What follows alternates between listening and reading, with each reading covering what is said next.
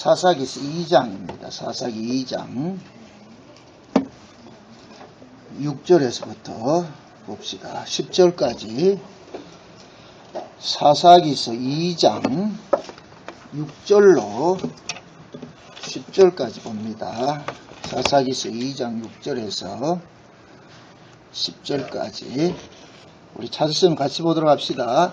전에 여호수아가 백성을 보내매 자손 각기 그 기업으로 가서 땅을 차지하였고 백성이 여호수아에 사는 날 동안과 여호수아 뒤에 생존한 장로들 곧 여호와께서 이스라엘을 위하여 행하신 모든 큰 일을 본 자에 사는 날 동안에 여호와를 섬겼더라. 여호와의 종 눈의 아들 여호수아가 110세에 죽음에 무리가 그의 기업의 경내 에브라임 산지 가스산 북 딥낫 헤레스에 장사하였고 그 세대 사람도 다 그 열조에게로 돌아갔고 그 후에 일어난 다른 세대는 여호와를 알지 못하며 여호와께서 이스라엘을 위하여 행하신 일도 알지 못하더라. 아멘. 기도합시다. 하나님 아버지, 이 한 시간도 우리가 사사기서를 상고하기를 원합니다.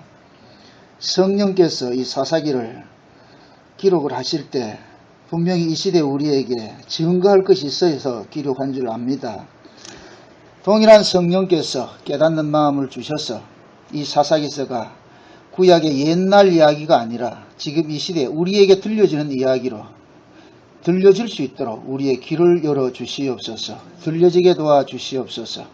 그리하여 이 사사기서를 통하여서 우리가 하나님 앞에 어떠한 것을 경책받으며 어떠한 모습으로 우리가 주님 앞에 서야 될 것인가 알 수 있는 지혜를 허락해 주시옵소서. 감사를 드렸고 그리스도 대신 예수님의 이름으로 기도합나이다. 아멘. 사사기서는 이스라엘 백성들이 가나안 땅에 들어와서 살아가는 그 이야기들을 기록해 놓은 것이 사사기서입니다.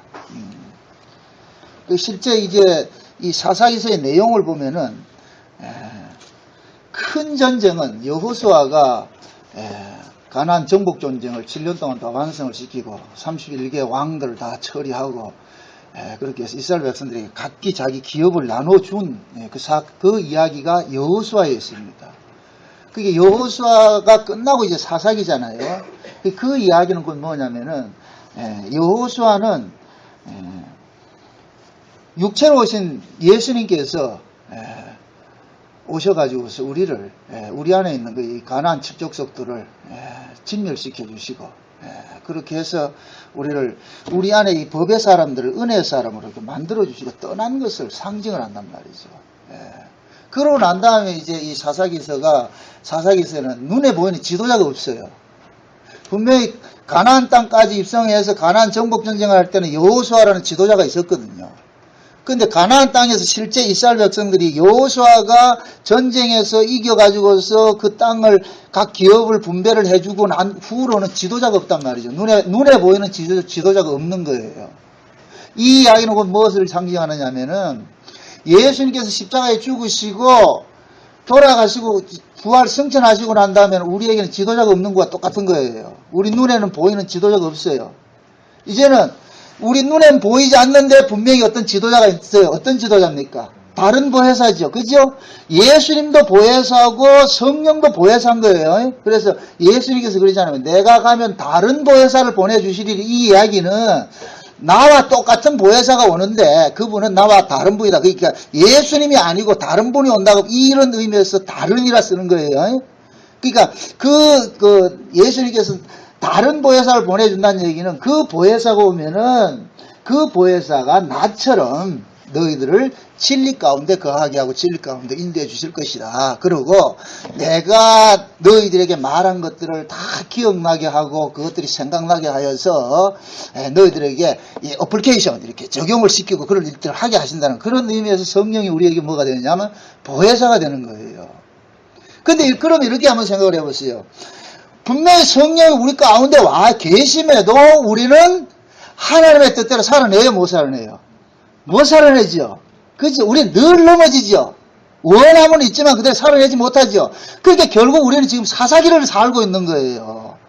그러니까 사사기서에 보면은 참 재미있는 것이 뭐냐면은 사사가 전체 사사가 사무엘까지 하면은 16명이 되는데 실제 사사기에 기록된 사사는 14명이에요.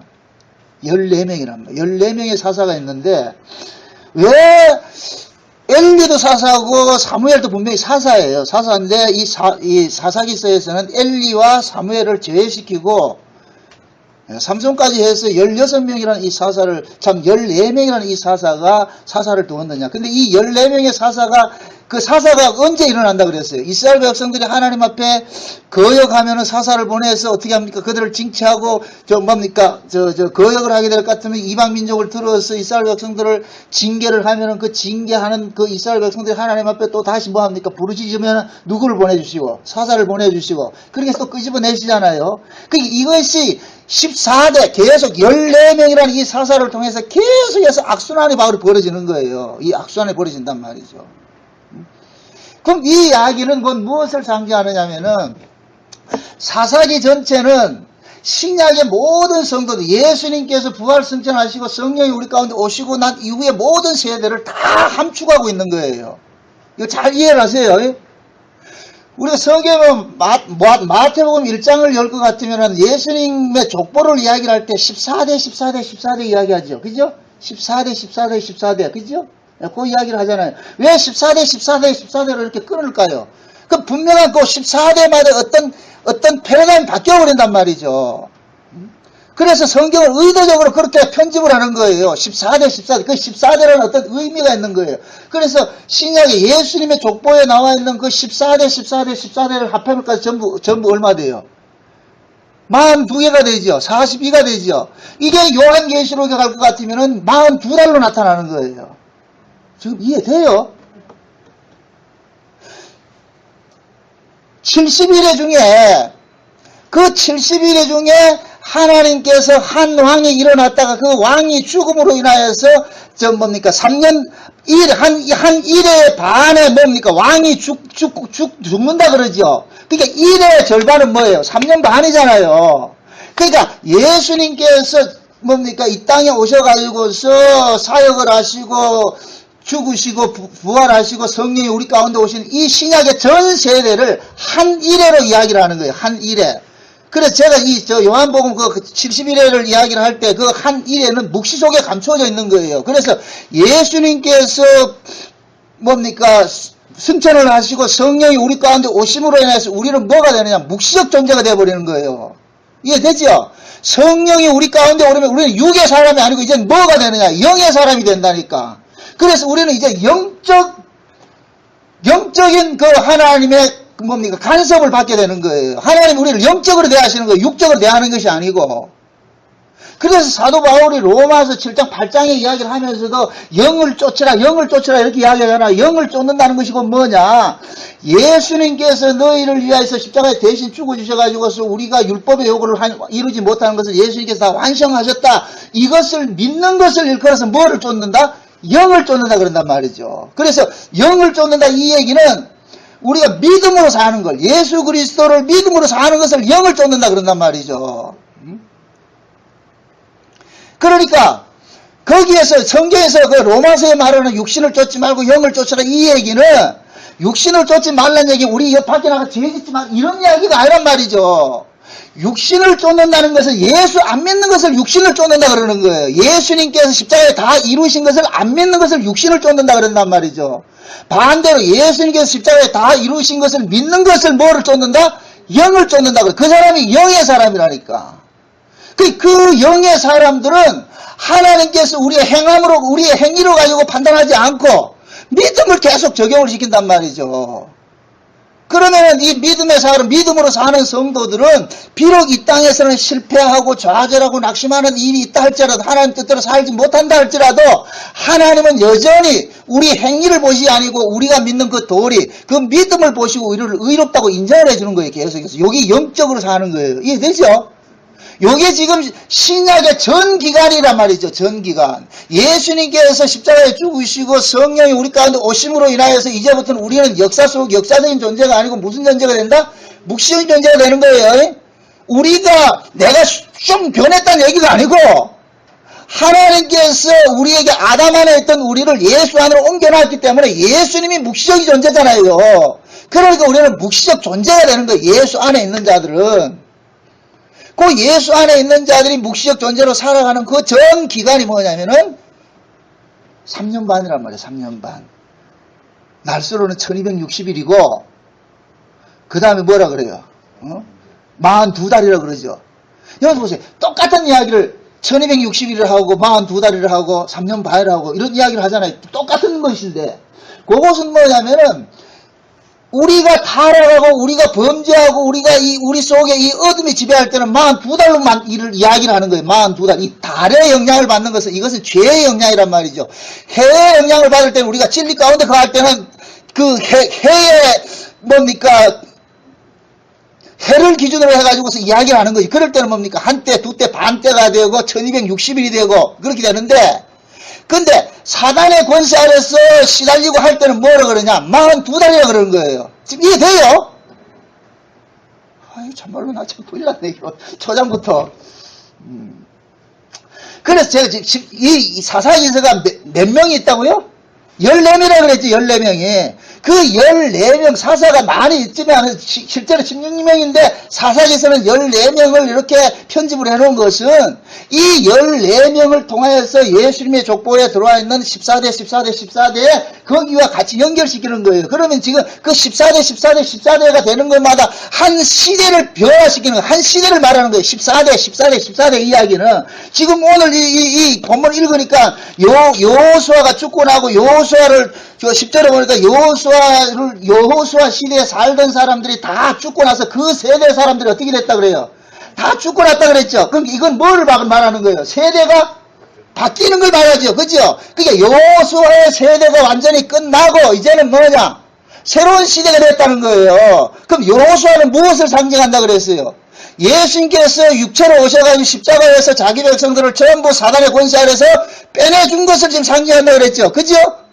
이것은 여호수아가 가나안 땅에 들어가서 가나안 모든 왕들을 쓸어버리고 이스라엘 백성들에게 기업을 나눠준 것과 똑같은 의미란 말이죠. 그리고 여호수아는 싹 사라져버렸어요. 사라져버렸단 말이에요. 그러고 나서 이제부터는 눈에 보이는 지도자를 얻고 그때마다 하나님께서 지도자를 세워주는데 요들이 누구냐면은 사사란 말이에요. 사사.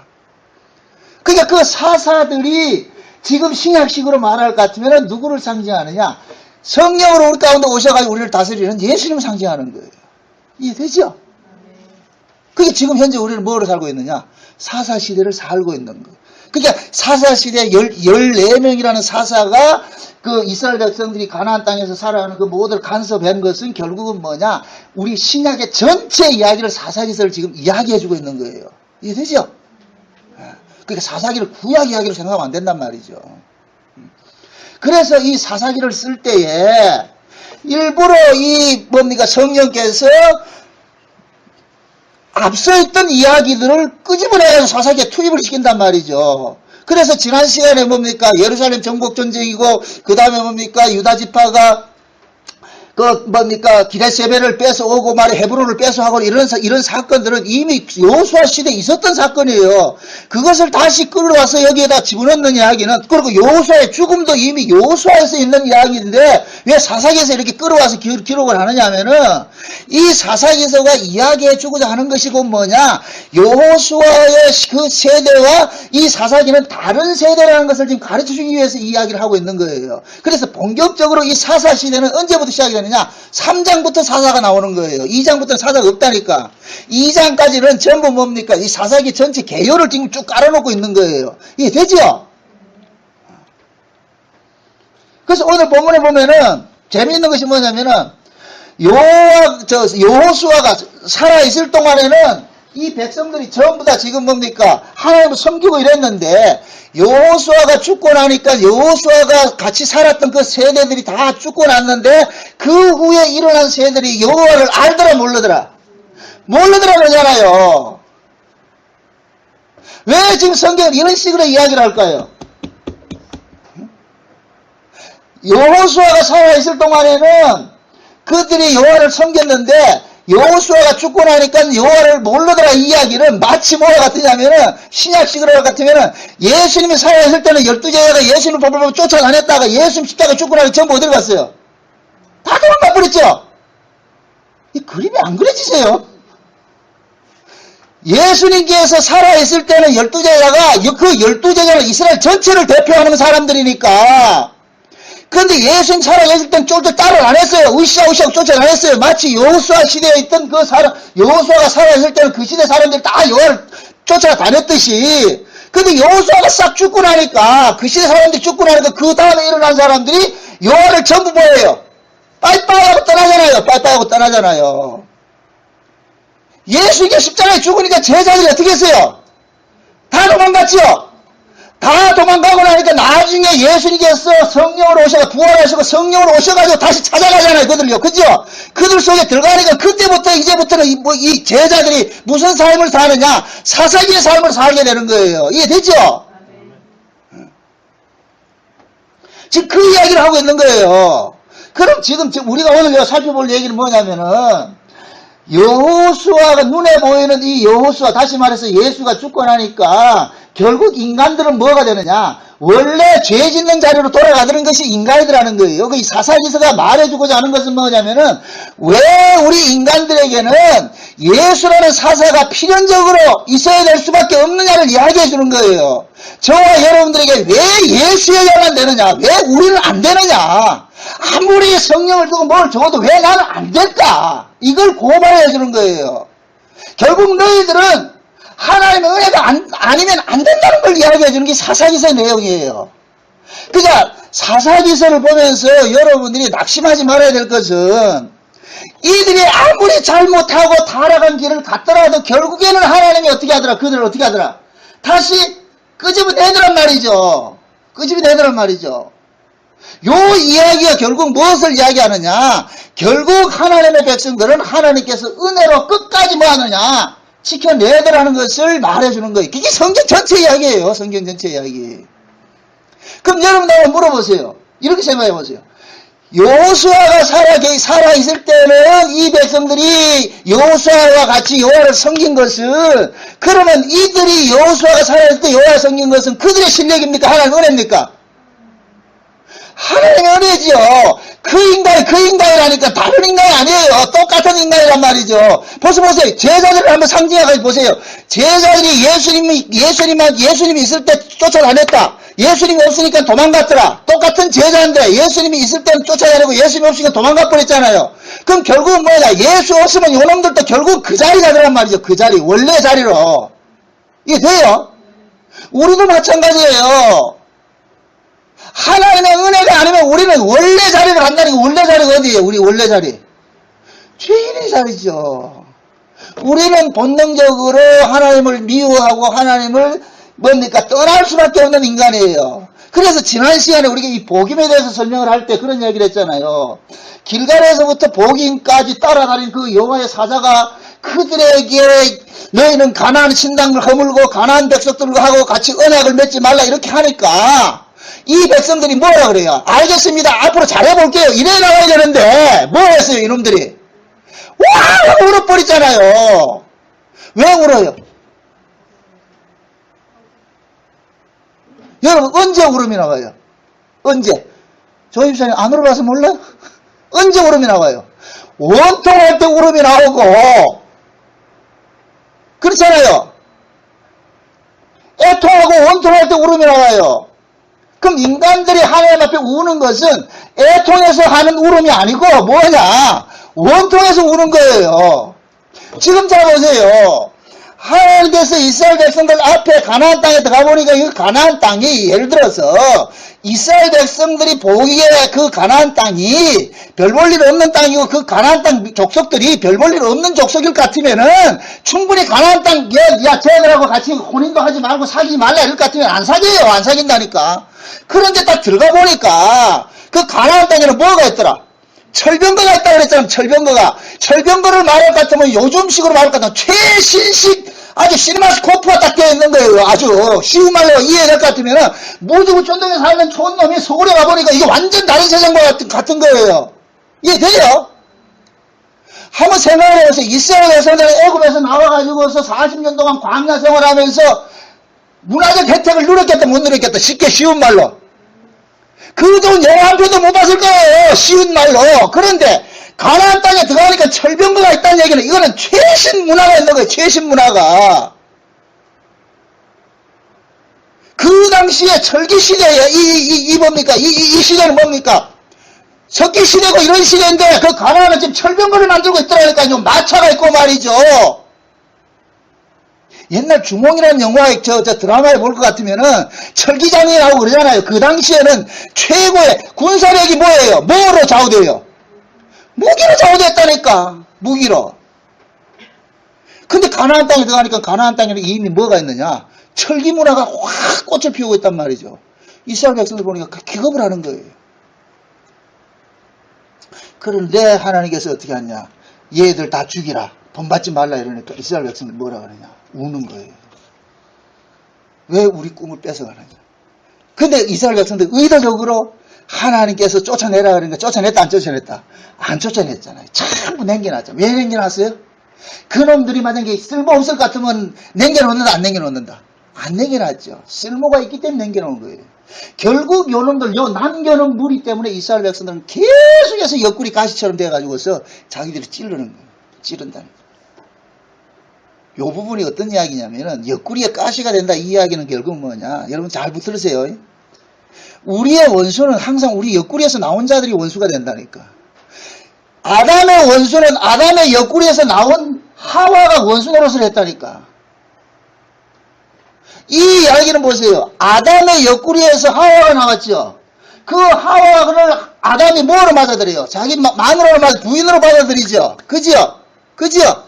그럼 보세요. 그것을 지금 우리식으로 이해를 해보잔 말이죠. 우리식으로 이해를 해보잔 말이죠. 우리 모든 사람들이 그래요. 여러분들이 남편과 아내 이 구조를 가지고서 이야기를 할 때 아내를 이기는 남편이 있다 없다? 참, 내 지금 다른 나라에서 설교하고 있죠. 거기가 아무리 믿음이 좋아도 믿음 없는 여자 말 따라가지 남자 말 따라가는 사람 없다니까. 다 여자들이 좌지우지하죠. 남자가 센 것 같지만 절대 남자가 세지 않아요. 여자를 이기는 남자가 없다니까.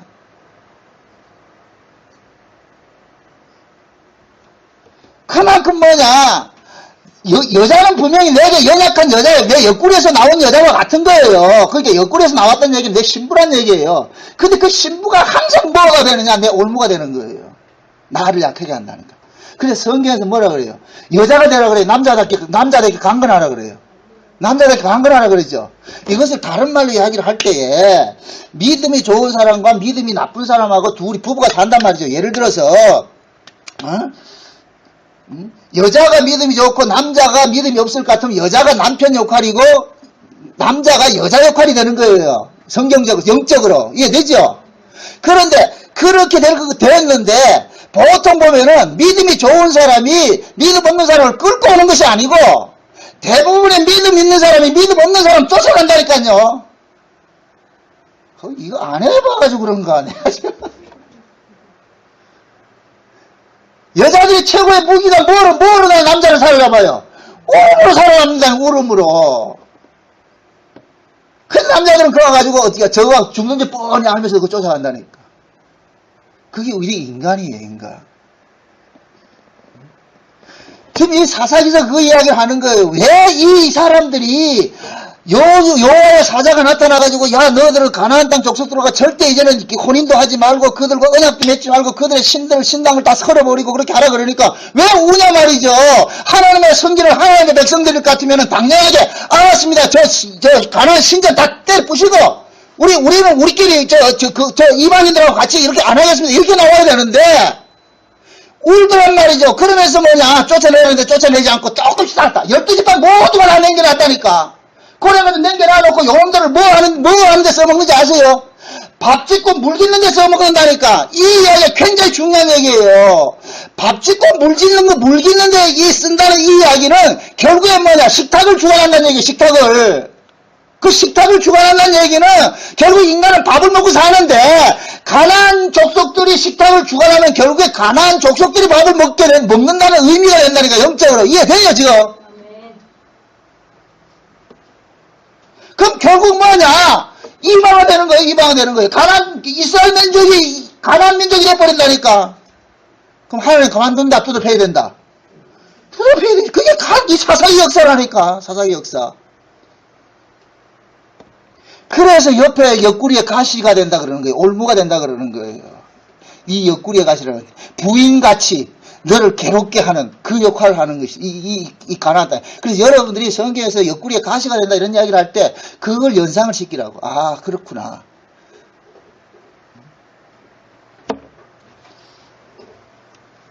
인간이라는 것은 하나님의 은혜가 아니면 절대로 살 수 없는 것이 인간이에요.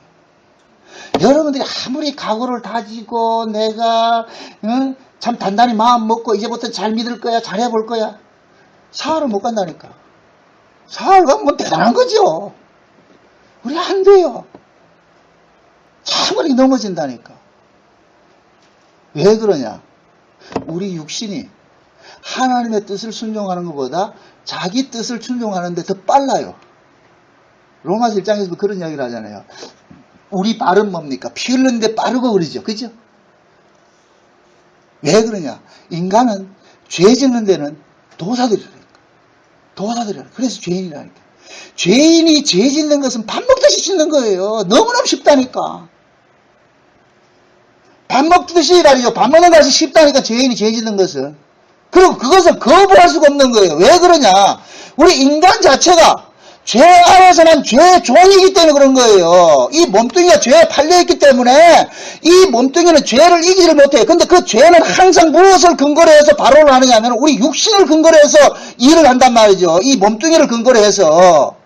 이 몸뚱이를 근거로 해서 일을 할 때 항상 뭡니까? 죄라는 놈은 우리를 생명의 길로 인도하는 것이 아니라 자꾸만 사망의 길로 인도한단 말이죠. 근데 그 사망의 길이 좋게 보여요? 나쁘게 보여요? 좋게 보는 거예요. 보이는 거예요. 멸망으로 가는 길이 어떻다 그래요? 넓고 문이 넓고 크다 그러죠. 생명으로 가는 길은 좁고 협착하다 그러죠. 근데 사람들이 어디로 간다 그래요? 넓은 길 가는 거예요. 넓은 길. 근데 여러분들 우리 가만히 내비두면 우리 어디로 가는지 아세요? 우리 가만히 내비두면 우리는 그냥 저으로 간다니까. 어디로 가느냐? 흘러 가는 거예요. 흘러. 그래서 하나님께서 자기 백성들은 늘 간섭하는 거예요. 그렇게 가지 못하고. 우리는 그렇게 가고 싶어 하는데, 그 본능이 있는데, 하나님께서는 우리가 가는 길을 자꾸만 막으니까, 우리가 그것을 좋게 여깁니까? 화를 냅니까? 야, 오늘은 내가 천석을 앉혀놓고 설교를 하고 있는지. 사람은 자기가 좋아하는 것을 하지 못하게 할 때는 화가 나요. 적개심이 생긴다. 그럼 물어봅시다. 하나님께서 우리에게 다가오실 것 같으면 우리 육신이 좋아하는 것을 하게 할까요? 육신이 좋아하는 것을 못하게 할까요? 못하게 하죠. 그럼 하나님이 좋겠어요? 나쁘겠어요? 나쁘죠. 그러니 우리는 하나님을 떠날 수밖에 없는 거예요. 떠날 수밖에 없다. 보세요. 제자들이 예수님이 살아 계실 때는 그 예수님을 통하여서 기득권층으로 행사를 했어요. 예수님이 무슨 일을 했습니까? 병도 고치고 말이죠. 귀신도 쫓아내고 능력 행하고 이러니까 그때는 대단했어요. 다른 사람들이 봤을 때 저 예수의 제자라면 대단한 사람들로 이렇게 여겼다니까. 근데 그 영웅 같은 예수가 사라지고 나니까 어떻게 돼버려요? 다 주행을 쳐버리잖아요. 만약의 경우에 예수님께서 오셔가지고서 비리비리 이렇게 많이 기적이나 이런 죽은 자 살리고 말 이런 일을 안 했을 것 같으면 제자들이 예수 쫓아도 안 쫓겠다. 안 쫓습니다.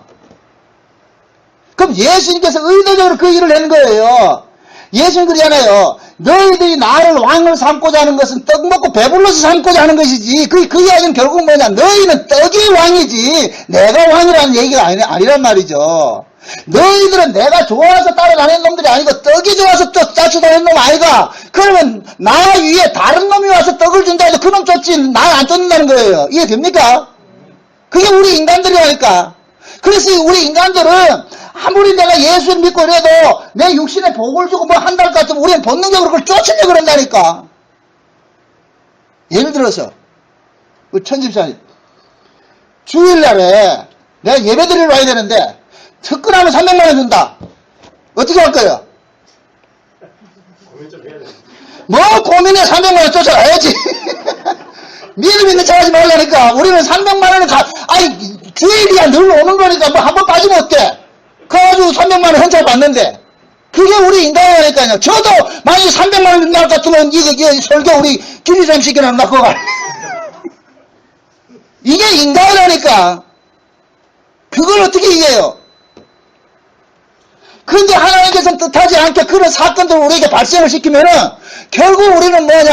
아, 하나님보다 떡이 좋습니다. 그러니까 떡을 쫓아갈 수밖에 없는 그런 우리의 본질을 하나님께서 고발을 시킨다니까요. 그게 하나님 일하시는 거예요. 만약의 경우에 우리 천집사님이, 우리 김장로님하고 둘이 똑같이 출근하면은 300만 원 준다 그랬어.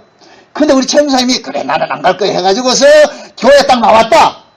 근데 장로님은 가가지고서 300만 원 벌러 나갔다. 그럼 그 다음에 딱 만나면 뭘 하는지 아세요? 장로님 어떻게 믿음이 그따위게 안 되고 이런다니까. 나는 그거 안 했다고. 그 힘삼는 것이 인간이라니까. 그래서 하나님께서 자기 백성들에게는 자꾸 넘어지게 하는 거예요. 제가 아까 우리 로마서를 지금 이 글을 쓰고 있는데, 오늘 저녁에 하나 올릴까 생각하는데, 그 로마서를 볼 것 같으면 하나님께서 시온에 예수님을 거처는 반석으로 보내잖아요. 거처는 반석으로. 이게 하나님 사랑이에요. 왜 하나님께서 예수님을 시온에다 거처는 반석으로 보이느냐 말이죠. 그 시온이 어디냐면 예루살렘을 말하는 것이고, 그 예루살렘을 총칭계로 말할 것 같으면 하나님의 백성들을 얘기를 하는 거예요. 이스라엘 이야기를 하는 거예요. 그런데 하나님께서 그 이스라엘을 넘어뜨리기 위해서 누구를 보냈어요? 예수를 보냈어요. 그 이야기는 결국 뭐냐? 그들을 하나님께서 사랑해서 보내는 거예요. 남의 새끼 같으면 넘어뜨릴 필요 없는 거예요. 왜 넘어뜨리느냐? 가만 놔두면 저놈들이 어떻게 되느냐? 잘못된 길로 계속 가고 있단 말이죠. 그래서 잘못된 길을 못 가져올 거 뭐 하느냐? 태클 걸러 왔다니까, 예수님께서. 그 태클 거는 것이 뭐냐? 사랑이라니까, 사랑. 이해돼요? 지금 저와 여러분들 여기까지 오기까지 수많은 태클 걸려 간 거예요. 한마디로 딱 알아가 내가 여기까지 왔다. 천만의 말씀이에요. 그런 사람 한 사람도 없어요. 저 역시도 수없이 두들겨 맞고 시행착오 하고 결국 뭐냐 여기에 서 있는 거예요. 앞으로도 얼마든지 또 도망갈지 몰라. 하나님의 은혜가 아니면 안 된다니까. 그래서 이걸 알기 때문에 주여 불쌍히 여기서서 수로보리기 연처럼 그냥 개처럼 껄떡거리는 거예요. 하나님 은혜 아니면 안 됩니다. 내가 언제 설교 잘해서 잘한 것이 아니란 말이야. 이 복은 내 거냐 말이죠. 지금이라도 하나님께서 은혜를 안 줄 것 같으면 그냥 깜깜해진다니까. 이게 말씀이 안 열린다니까. 그걸 알기 때문에 우는 거예요. 저는 징징거린다니까. 하나님 도와주세요. help me. 하나님 은혜 아니면 안 됩니다.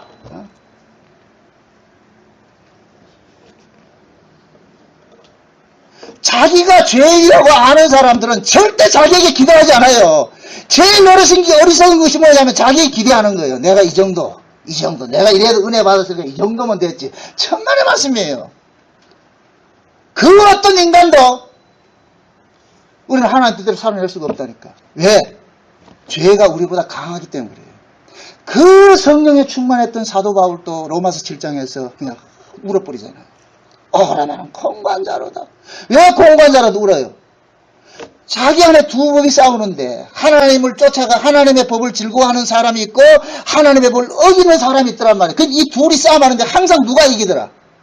하나님을 사랑하지 않고 하나님의 법을 즐거워하지 않고 자꾸 어기는 이놈이 이긴다 그러잖아요. 그러니까 다 바울이 미치겠는 거예요. 저기 정답은 아는데 그 정답대로 살아내지 못하니까 환장하는 거예요. 그러니까 하나님 앞에 주여 죽겠습니다. 그러는 거 주여 죽겠습니다. 만약에 우리 정답을 모르면은 절대 그 사람 답답하지 않아요. 여러분들 공부 잘하는 애하고 공부 못하는 애 차이 뭔지 아세요? 공부 못하는 애는 정답 몰라도 전혀 신경 쓰지 않아요. 애초 모르는 거니까. 그러나 공부 잘하는 애는 정답을 알면서 잘못 쓸 것 같으면 잠을 못 자는 거예요. 그거 하나 틀린 때문에. 미치겠다. 사도 바울이 하나님께서 자기 백성들 속에 성령을 줘가지고서 하나님의 뜻이 이런 것이라는 걸 알게 해주신단 말이죠. 근데 정답은 알게 해놔놓고 이 몸뚱이는 정답대로 살지 못하니까 우린 지금 여기가 뭐 어떻게 되겠어요? 그러니까 우리가 뭐가 돼요? 환장하는 거예요. 환장. 죄야 죽겠습니다. 우리 일평생 그 싸움 한다니. 주여 도와주세요. 그래서 이 땅에 육신을 입고 사는 한은 하나님의 은혜가 아니면 우린 절대로 살 수가 없는 존재라는 걸 배워가는 거예요. 하나님 도와주세요. 하나님 도와주세요. 그래서 성경에서는 선줄로 생각하는 자는 넘어질까 조심하라 그러는 거예요. 까불지 말라는 거예요. 까불지 말라는 거예요. 그래서 제가 여러분들 좀 강하게 그러는 게 그거예요. 복음 알면 여러분들이 얼마나 안다고 까부냐 말이죠. 복음 아는 걸 가지고 잘난 척 하지 마세요. 절대로. 인간이라는 것은 정답을 죄인은 정답을 알려줘도 정답대로 살 수 없는 것이 죄인이에요. 그래서 죄인인 거예요. 정답대로 살 수 있을 것 같으면 예수 믿을 필요가 없죠. 그게 하나님 보세요. 왜 예수를 믿음으로써 우리를 구원하느냐 하면은 우리가 만약에 하나님께서 알려준 정답대로 우리가 살 수 있을 것 같으면은 예수를 믿을 필요가 있어요, 없어요? 안 믿겠죠. 내가 말씀 지키면 돼요. 말씀대로 살면 된다니까. 근데 하나님의 말씀대로 못 살기 때문에 누구를 믿으라 그러는 거예요? 예수 믿으라 그러는 거예요. 지금 이 시대 성화주의자들이 뭐라 그래요? 하나님 말씀대로 살 수 있다고 가르치잖아요. 실제 그렇다니까. 우리가 과거에는 하나님 말씀대로 못 살았는데 이제는 성령의 능력을 받았기 때문에 그 성령의 능력을 받았기 때문에 하나님 말씀대로 살 수 있다 그러는 거예요. 저는 그 뜻을 충분히 이해는 해요. 이해를 하는데 제가 말하는 것이 그거예요. 네가 하나님의 말씀대로 살면 예수 믿음이 날아가 버린다니까. 예수를 믿을 필요가 없어요. 내가 하나님 말씀대로 살면 돼요. 지금 이해돼요? 그러면은 그 사람은 하나님의 말씀대로 살았다는 그 행위를 지금 의지하게 된다는 게 행위. 나 하나님 말씀대로 살았다는 그 행위. 그건 믿음이 아니에요.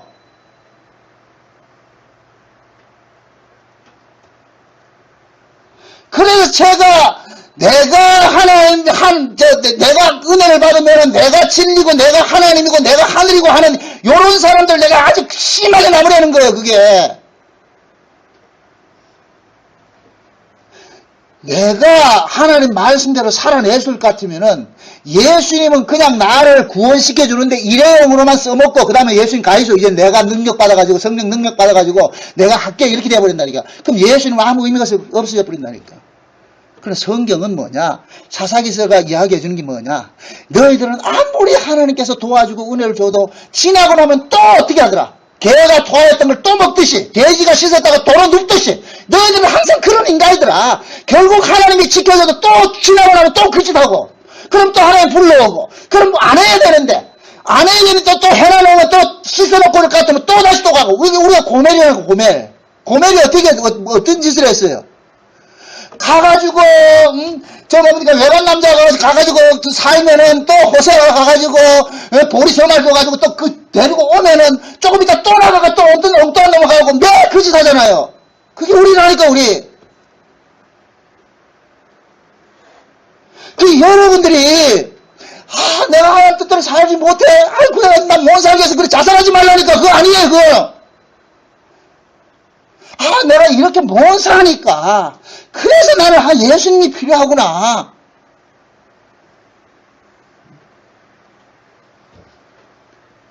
이건 보세요. 하나님께서 자기 백성들에게 은혜를 주시는 것은 우리 뜻대로 안 되기 때문에 은혜를 주는 거예요. 만약 우리 뜻대로 되면 은혜가 필요 없다니까. 내가 그대로 살면 되지. 그래서 하나님의 백성과 하나님의 백성 아닌 자, 약속으로 난 자와 육신으로 난 자들의 차이가 어떤 것이냐면은 약속으로 난 자들의 특징은 뭐냐? 잘못된 길 갔더라도 그 속에서 누구를 바라보느냐? 주님 바라보는 거예요. 주님 바라본다니까. 주여, 내가 이런 줄 알았습니다. 내 원래 인간 이 모양입니다. 뻔뻔스러워. 이것을 제가 그러잖아요. 뻔뻔스러움이라고 하죠. 뻔뻔스러움. 이사야서 50장 한번 보세요. 이사야 50장.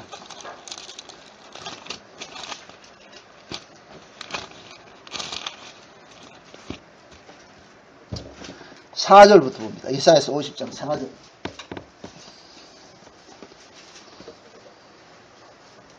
4절부터 봅시다. 10절까지 봅시다. 10절까지 4절부터 같이 봅니다. 다 같이. 주 여호와께서 학자의 혀를 내게 주사 나로 곰핍한 자를 말로 어떻게 도와줄 줄을 알게 하시고 아침마다 깨우치시되 나의 귀를 깨우치사 학자같이 알아듣게 하시도다. 주 여호와께서 나의 귀를 열으셨으므로 내가 거역지도 아니하며 뒤로 물러가지도 아니하며 나를 때리는 자들에게 내 등을 맡기며 나의 수염을 뽑는 자들에게 나의 뺨을 맡기며 수욕과 침뱉음을 피하려고 내 얼굴을 가리우지 아니하였느니라. 주 여호와께서 나를 도우심으로 내가 부끄러워 아니하고 내 얼굴을 부싯돌같이 굳게 하셨은즉 내가 수치를 당치 아니할 줄을 아노라. 나를 의롭다 하시는 이가 가까이 계시니 나와 다툴 자가 누구뇨? 나와 함께 설지어다. 나의 대적이 누구뇨? 내게 가까이 나올지어다. 주 여호와께서 나를 도우시리니 나를 정죄할 자가 누구뇨? 그들은 다 옷과 같이 헤어지며 좀에게 먹히리라. 너희 중에 여호와를 경외하며 그 종의 목소리를 청정하는 자가 누구뇨? 흑암 중에 행하며 빛이 없는 자라도 여호와의 이름을 의뢰하며 자기 하나님께 의지할지어다 하면 잡으세요. 지금 어떤 모습이냐면은 하나님께서 우리를 학자의 혀를 우리에게 주어가지고서 하나님의 뜻을 자꾸만 깨우치게 해주시는 거예요. 깨우치게. 이거는 뭡니까? 하나님께서 우리를 자꾸만 귀를 열어가 깨우치게 해준다는 얘기는 우리가 독자적으로 깨닫는다, 못 깨닫는다?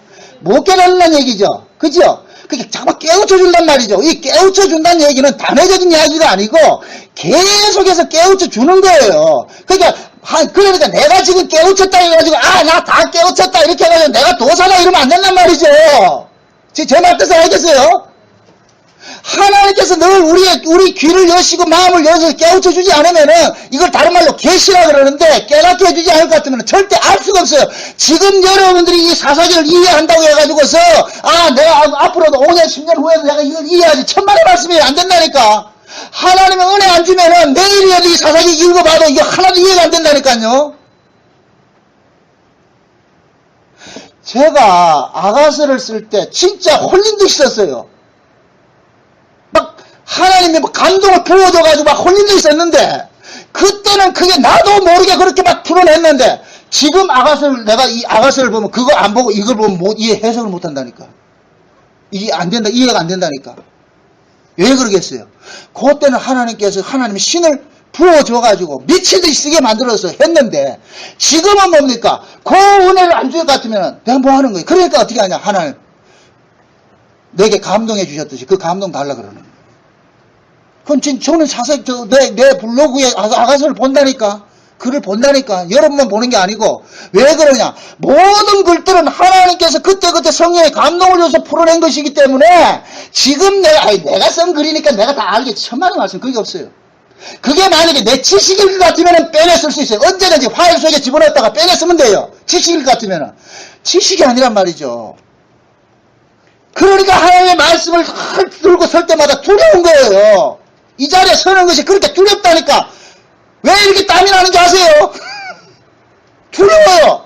하나님 은혜 안 주면은 절대로 이야기를 못해요. 그래서 하나님께서 늘 저에게 기도하는 거예요. 지혜의 계시의 말씀과 지식의 말씀의 은사와 이 말씀들을 계속 달라 그러는 거예요. 기도한다니까. 여러분들 저를 위해서 기도해줘야 되는 부분이 그런 부분이에요. 그러니까 지금 이사야 그러는 거예요.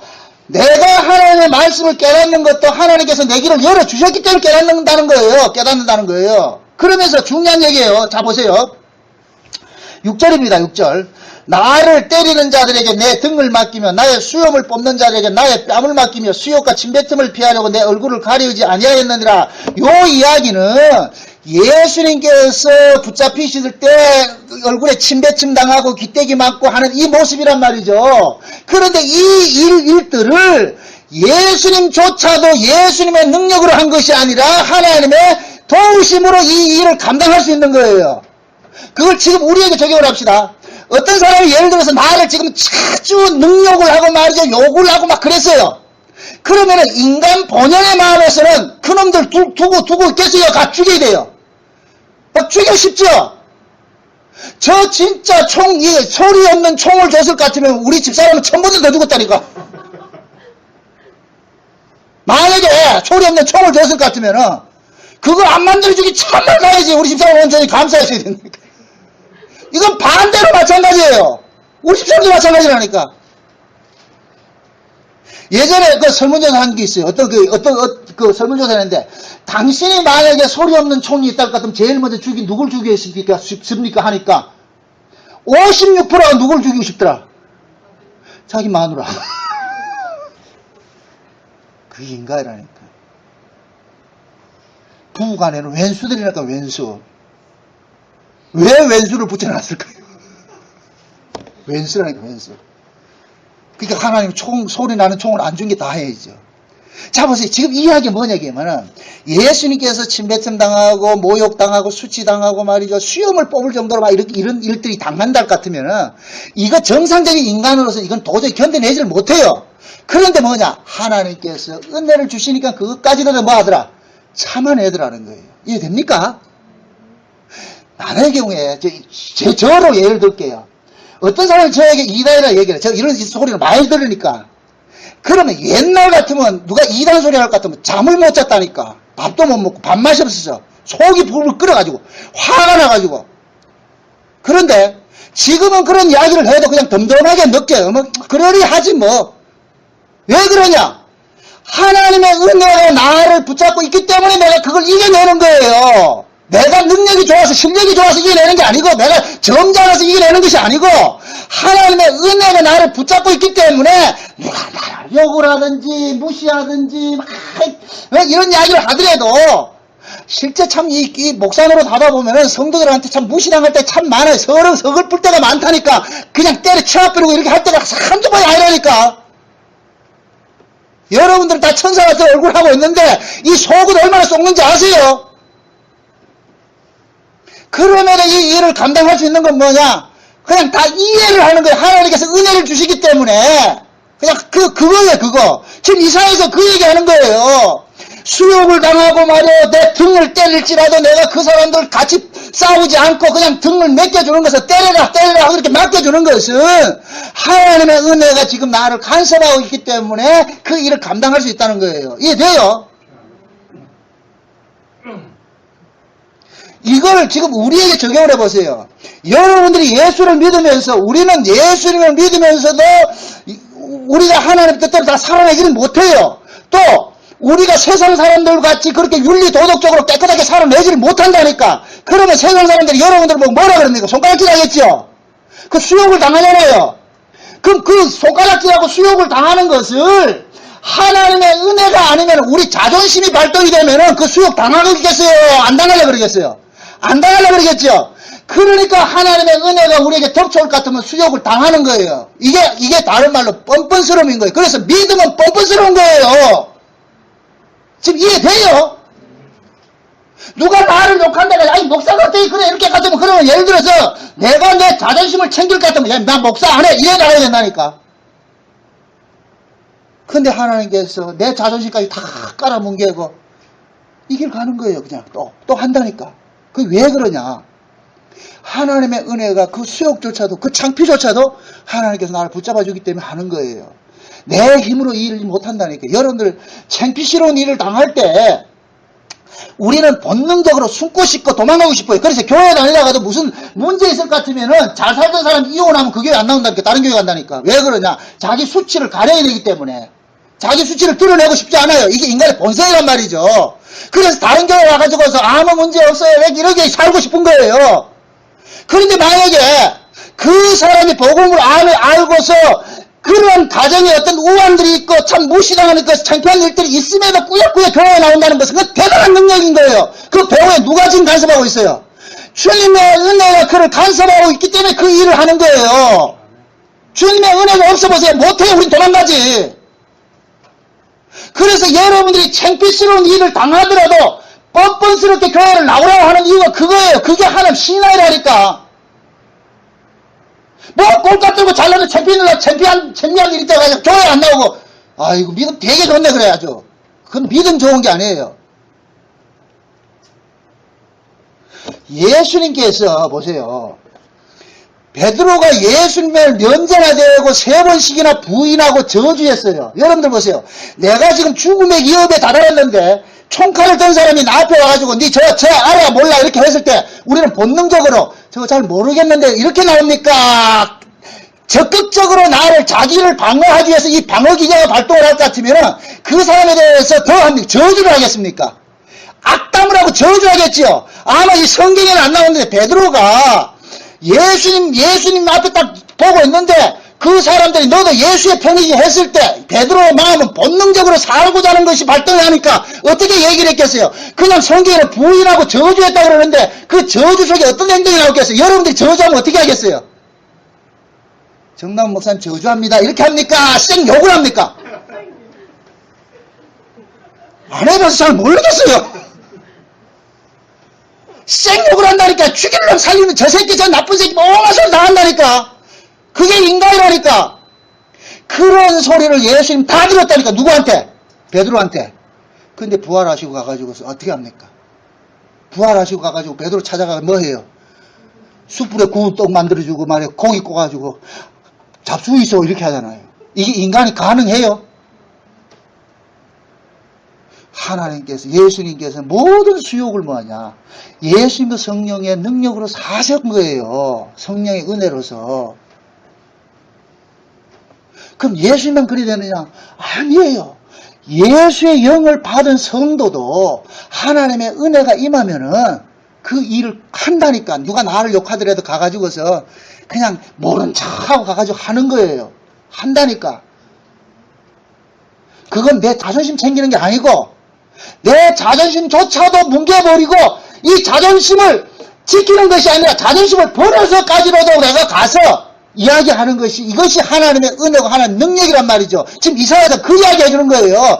주께서 나를 도와주시니까 내가 이 일을 한다는 거예요. 그 지금 다시 보세요. 7절에 주 여호와께서 나를 도우심으로 내가 부끄러워 아니하고 내 얼굴을 부싯돌같이 굳게 하시니 이 얘기 뭡니까? 주께서 나를 도우심으로 내가 부끄러움 누가 나를 부끄럽게 해도 내가 부끄러움 당하지 않고 내 얼굴을 부싯돌같이 한다고 그러잖아요. 이게 뻔뻔스럽다는 거예요. 뻔뻔스럽다는 거. 그래 너희들 무슨 소리를 해라 다. 마치 간음 중에 잡힌 그 여자같이 말이죠. 수많은 사람이 돌로 던지고 저냥 미친 년 나쁜 년 이렇게 하는데도 주님의 그 은혜가 그 여자를 감싸할 때 이 여자는 비록 자기가 간음 중에 잡힌 여자이지만은 그 어떻게 사느냐? 맞습니다. 나 간음 중에 잡힌 여자이지만은 이런 이 여인이 예수님의 그 은혜로 용서를 내가 살고 있습니다. 이 뻔뻔함이 있어야 된단 말이죠. 이게 믿음이라니까. 이게 됩니까? 부싯돌같이 굳게 했다 그러잖아요. 그냥 하나님께서 철판 깔게 만드는 거예요. 그냥 철판 깔고 살아. 철판 깔고 사는 것도 은혜라니까. 아이 참. 그렇다고 여러분들 부부간에 미안함 없이 살는 이야기가 아니고 좀 말을 좀 잘 새겨들으세요. 야 오늘 가니까 정나무 목사님 뻔뻔스럽게 살아를 했더라. 그래. 저녁에 가니까 밥도 안 해주고 혼자서 말이야 그렇게 해가지고 그래 뭐 어쩌라고 뭐 이렇게 하면 그거는 아니라니까.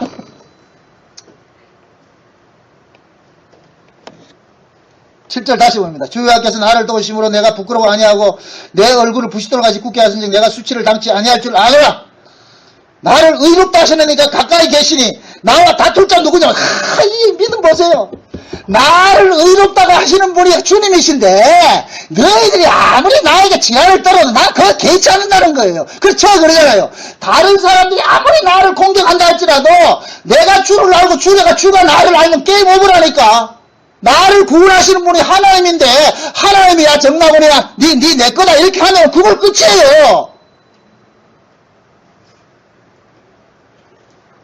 저는 우리가 이 부부간에 살면서 우리 집사람한테 어떤 때는 믿음 없다는 소리 굉장히 많이 들을 때가 있어요. 근데 그래요. 아이고 네가 믿음 없다 하는 소리 하고 주님이 내 알고 내가 주님 알면 끝이지 뭐 네가 나를 천당 보낼 것도 아니고 내가 당신을 천당 보낼 것도 아닌데 내가 뭐 신경 쓰겠냐. 지금 제 말 알겠어요? 말 뜻을. 여러분들이 얼마나 둔할 것 같으면 우리 집사람의 비유를 잠깐 들어서 저렇게 쓰겠냐고. 우리 집사람 참 좋은 사람인데 본의 아니게 저렇게 악녀가 된다니까. 보세요. 나를 의롭다고 하시는 분이 내가 가까이 있는데 내가 누구를 두려워하겠느냐 말이죠. 이거 딱 보는 것 같으면 로마서 8장 이야기 딱 안 떠올려요? 의롭다 하시는 이가 하나님이시니 누가 나를 정죄하려 나오잖아요. 누가 나를 정죄하려. 하나님께서 나를 의롭다 하는데 어떤 놈이 나를 정죄할 것이냐. 지금 이야기라니까. 그러니까 이사야 시대 이사야나 바울이나 다 똑같다니까. 왜 그래요? 한 성령 안에 있기 때문에 이런 일들이 나는 거예요. 그럼 지금 이 시대 이사야나 바울이나 우리나 그 이상으로 따질 것 같은 수천 년 갭이 있는데 그러나 똑같은 짓을 하고 있다니까. 그럼 왜 그러냐? 그 시대나 지금이나 한 성령 안에서 우리가 있기 때문에 그 성령이 우리 안에 함께 할 것 같으면 우리도 뭐 하냐? 바울처럼 뻔뻔해지고 이사야처럼 뻔뻔해지는 거예요. 내가 비록 말이지 하나님 뜻대로 못 살았다 해도 9절 봅시다. 9절 다시 봅시다. 9절 주 여호와께서 나를 도우시리니 나를 정죄할 자가 누구냐? 그들이 다 옷과 같이 헤어지며 종같이 먹히리라. 이 얘기는 뭐냐? 그들의 논리가 아무리 나를 가지고 공격한다 할지라도 하나님께서는 그들의 논리를 파해버리고 하나님께서 내 편을 나를 들어주신다는 거예요. 이해돼요? 성도는 이 믿음으로 사는 거예요. 이 믿음으로. 누가 나를 아무리 뭐라 그러더라도 주님이 나를 알 것 같으면은 주여 고맙습니다. 감사합니다. 이렇게 사세요. 여러분 보세요. 참 남한테 창피당하고 있어도 그 창피 속에서 사는 것이 얼마나 큰 능력인지 아세요? 이건 하나의 은혜 아니면 못 삽니다. 절대로 못 살아요. 만약에 그 속에 믿음이 없고 자기의가 강하면 자살해버린다니까. 창피해서. 자기 수치를 자기에게 자기를 자해함으로 인해서 뭐 하느냐? 자기 수치를 스스로 뭐 합니까? 하는 거예요. 가룟 유다가 그렇잖아요. 가룟 유다가 왜 자살을 합니까? 목매를 왜 자살합니까? 죄 없는 분을 팔았으니까 너무너무 양심이 가책이 되면 이걸 못 이기는 거예요. 그러니까 자기가 자기에게 가해를 하는 거예요. 그게 자살이라니까. 그래서 자살하는 것, 성경에서 자살하는 것은 악으로 규정하는 것이 그거예요. 우리는 수욕을 당하면 수욕 그대로 받아야 돼요. 예수님도 수욕 그대로 받았다니까. 예수님도 수욕 받는데 왜 우리 수욕 안 받으려고 그래요? 창피한 일 있으면 창피 당해야지. 그게 얼마나 아픔이겠어요. 다른 사람들이 다 손가락질 하는데 내가 그거 다 이겨내고 그냥 선다는 이 자체가 예를 들어서 그게 하나님 은혜라니까. 하나님 은혜 아니면 안 돼요. 그러니까 늘 여러분들 우셔야 돼요. 하나님 은혜 주세요. 하나님의 은혜 아니면 또 자존심이 발동된다니까. 자존심 발동되면 어떻게 되느냐? 여러분들 자기 지키기 하는 거예요. 자기 지키기. 자기 이미지 관리하고.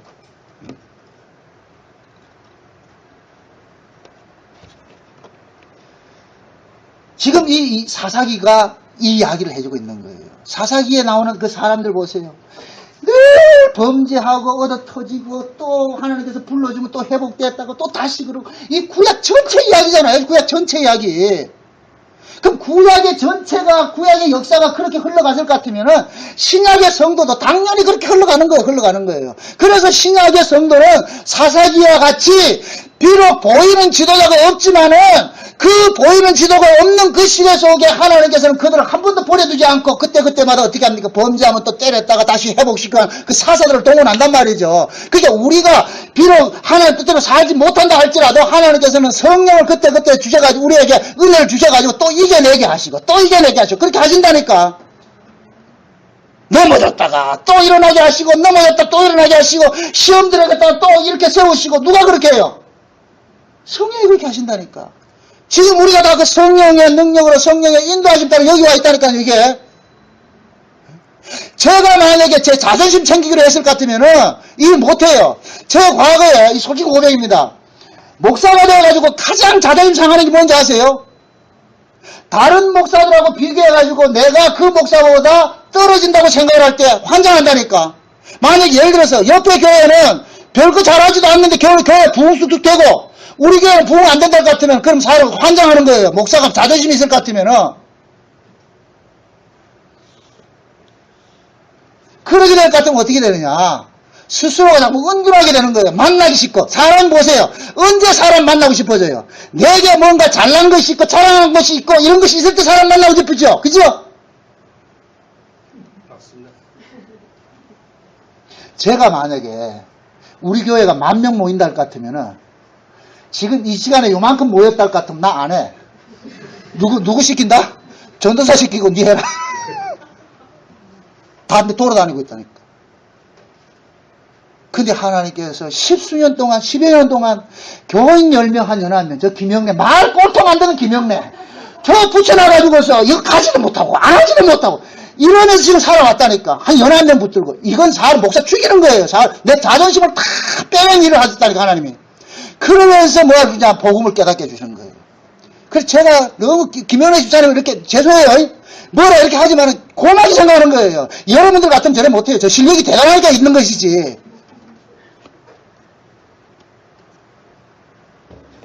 그러니까 말도 안 듣지요. 뭐 하나 이런 게 그런데도 붙들고 아이고 그래 내가 하나님께서 주시는 그 은혜가 더 귀한 것이 쏟아지는 것이 있으니까 그거 믿고 사는 거예요. 그거 믿고.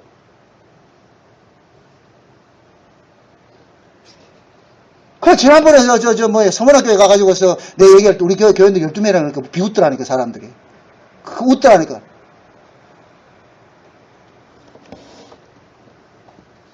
그건 만약에 하나님 은혜 아니면은 벌써 목회 접었어요. 안 합니다. 창피스러워 하죠. 내가 창피스러웠어. 우리 장모님 돌아가시면 우리 장모님 권사님이거든. 이 짓을 하고 있으니까 우리 집사람 맨날 파출을 다니고 이러니까 한날 어느 날 가라사대 그 일 안 하면 안 되는가? 목사 그만하면 안 되는가? 우리 처남이라는 놈은 한 번씩 전화하면 염장 들려가지고 아직도 뭐 그거밖에 안 모여요. 이건 또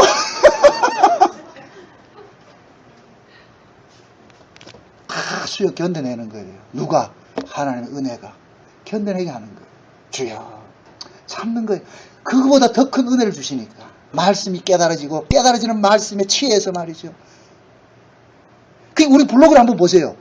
그 수욕당하고 이렇게 할 때 뭐 말씀 막 쏟아졌다니. 그때 한 일주일에 3편 올렸다니까. 지금 일주일에 1편 올리긴 바쁜데 그때 막 하나님 보여줬다니까. 감사한 거예요. 그런 것들이 결국에는 뭐냐, 하나님께서 수욕당하는 자리를 밀어놓고 거기에서 지금 하나님께서 내게 은혜 줘가지고 그 수욕조차도 이겨내게 하는 거예요. 그래서 제가 지난주에 얘기했잖아요. 제가 막 수욕당하고 창피한 일 당하고 여러분들한테 막 진짜 어떤 사람들한테 참 진짜 인신공격 당하고 막 이런 일 당할 때 그때마다 예수님의 그 십자가 사건들이 눈앞에 딱 오버랩돼서 오는 거예요. 꼭 예수님이 저한테 그러는 것 같아요. 야, 나도 침배침 당하고 기싸대기 맞고 그랬다. 나도 그랬다. 나도 그랬다. 그럼 그 모습 속에서는 그냥 속에서 눈물이 쭉 쏟아지는 거예요. 저야, 맞습니다. 주님이 그래 당하셨는데, 난들 왜 안 당했냐. 그 주님 가신 그 길을 내가 지금 걷고 있다는 그 자체가 감사가 나오는 거예요. 주여, 나도 그 길 가고 있네요. 감사가 나오는 거예요. 사도 바울이 그러세요. 고린도서 보세요. 아시아에서 자기들이 다 환란 당한 것을 어떻게 합니까? 살 소망까지 끊어졌다 그러잖아요. 그렇죠? 그건 다시 말해서 자살하고 싶은 생각이 들었다 그러잖아요. 그 이야기라니까. 그럼에도 그 수욕을 참고 이겨낸 것은 결국 뭐냐? 주님께서 사도 바울을 간섭하고 지켜줬기 때문에 그 일을 이겨내는 거예요. 지금 우리가 예수를 믿어도 수없이 이런 아픔들을 겪을 수 있어요. 그럼에도 우리가 꿋꿋하게 여기까지 이렇게 지켜온 것은 그건 결국 뭐냐? 여러분들 등 뒤에서, 나의 등 뒤에서 누가 지금 밀고 있어요? 나를 도우시는 주. 나의 등 뒤에서 주 봉성 있잖아요. 나의 등 뒤에서 지금도 나를 밀어주고 계시니까 우리가 요만큼 와 있는 거예요. 지금이라도 예수님께서 나 안 밀어 이렇게 해서 우리 어디로 가는지 아세요? 또 다시 저리 간다니까. 그래서 이걸 알기 때문에 날마다 우리는 순간순간마다 뭐 일을 당하는데 주여 도우세요. 주여 도와주세요. 주님 은혜 아니면 안 됩니다. 주님 도와주세요. 여러분들이 앞으로 신앙생활 하면서 부부간에도 갈등이 생길 수 있어요. 친척간에도 갈등이 생길 수 있고 참 수욕당하고 말이에요. 참 비참할 때가 있어요. 그럴 때마다 그 비참함도 주님이 십자가에 달리실 때 그 수욕당한 것을 기억을 하시고 이겨내세요. 그래. 주님이 저런 길 가셨는데 나도 하나님께서 그 길 가게 하시는구나. 사도 바울 같이. 아무도 나를 우습게 여기지 마라. 내 몸에 예수님의 십자가의 흔적을 가졌노라. 누가 날 까볼 거냐. 주님의 그 흔적을 가졌는데 이 당당함이 그게 믿음이라니까. 믿음. 그래서 이 사사기가 추잡한 이 사사기 내용이 성경에 번역이 기록되어 있는 거예요. 사사기에서 본받을 인물 누가 있습니까? 한 사람도 없다니까. 그런데도 뻔뻔스럽게 이놈들이 살았다니까. 뻔뻔스럽게. 그 뻔뻔스러움이 결국은 뭐냐, 하나님의 은혜가 그들을 붙잡아줬기 때문에 뻔뻔스럽게 살아온 거예요. 이스라엘 역사가 뻔뻔한 역사예요. 뻔뻔한 역사. 그러니까 저와 여러분들도 앞으로도 뻔뻔하게 사세요. 뻔뻔하게. 응? 경험 없이 살란 말이 아니고 하나님 앞에서 말이죠. 사람들한테 그런 수욕 당하더라도 그냥 주님 바라보고 다 이겨내시고. 그게 우는 거예요. 그게 우는 거. 울면서 가잔 말이죠. 벳세메스로 가는 두 마리 암소가 등짝에 법궤가 짊어졌기 때문에 이 법궤 짊어진 이 법궤가 이야 하면서 끌고 가기 때문에 좌로 우로 치우치 않고 그냥 간 거예요. 그 암소가 능력이 있어서 간 게 아니고 하나님께서 지금 저와 여러분들이 벳세메스로 가는 두 마리 암소같이 주님이 우리 등짝에 올라타가지고 가자 그런다니까. 수욕당하면 수욕당하는 대로 그렇게 수욕당하게 하고. 그런데 중요한 분명한 것은 여호와는 나의 목자가 되셔서 때로는 푸른 초장에도 인도해 주신다니까. 좋은 날도 보게 한다니까.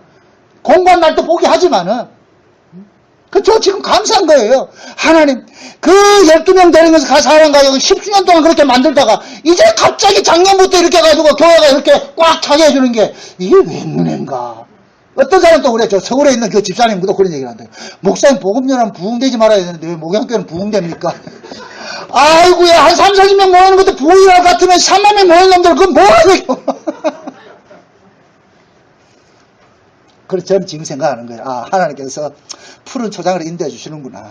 그 푸른 초장으로 인도해 주시면은, 그 푸른 초장으로 인도해 주신 것에 감사하면 돼요. 아니 됩니다. 손님 이러시면 안 됩니다. 이러면 안 되고, 주여 고맙습니다. 감사합니다. 그래 살면 돼요. 그러다가 또 모르지 또 삐지가 또 떠나가는 사람도 있을 거예요. 그럼 가면은 잘 가시게. 그러면 되고, 뭐 문제가 말이죠. 하나님께서 우리가 길 가는데, 그때마다 길동무 붙여줘요. 어떤 사람은 한 달 가게 하다가, 어떤 사람 1년 가게 하다가, 어떤 사람 10년 가게 하다가, 어떤 사람 20년 가게 하다가, 모른다니까. 그냥 붙여주는 그날 동안 그냥 감사하면서 싸우지 말고.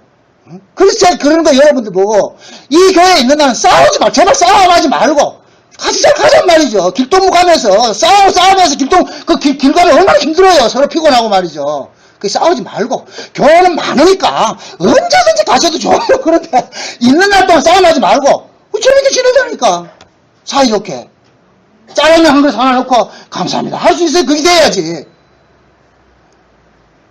그게 신앙이에요. 뭐 특별한 일을 생각하려고 하지 말고, 그냥 하루하루 모든 것들이 하나님께서 내 발걸음을 여기게 인도해 주셨구나. 이거 생각하면서 그 속에서 주님께서 나를 간섭한다는 걸 깨달으시고, 주여 고맙습니다. 감사합니다. 전 그러거든요. 하나님 조은영 집사 보내줘서 고맙습니다. 모르지 저 언제 갈라는지. 그런데 그래서 감사하다니까. 감사한 거예요. 그 자세로 사시라니까. 우리는 몰라요. 우리는 다 장기판의 말이기 때문에 장기 도는 사람이 어디로 옮길지 몰라. 그러나 그날 동안은 만났을 때는 감사하고 살아요. 서로 사이좋게 재밌게 지내고 말이죠. 응? 그렇게 살면 지금 우리가 이 사사기로 살고 있는 거예요. 신앙생활 자꾸 추상적으로 생각하지 마세요. 그냥 신앙생활은 지지고 볶고 사는 거예요. 지지고 볶고 사는 거예요. 그 속에서 하나님 은혜 깨닫고 그냥 감사하면서 사시면은 그게 신앙생활입니다. 부디 그 신앙생활 놓치지 말고 큰일을 하려고 하지 마시고 소소함 속에서 하나님의 은혜와 사랑을 깨닫고 감사하면서 하시기를 주의 이름으로 축원드립니다. 아멘. 기도합시다. 아버지 하나님 감사합니다.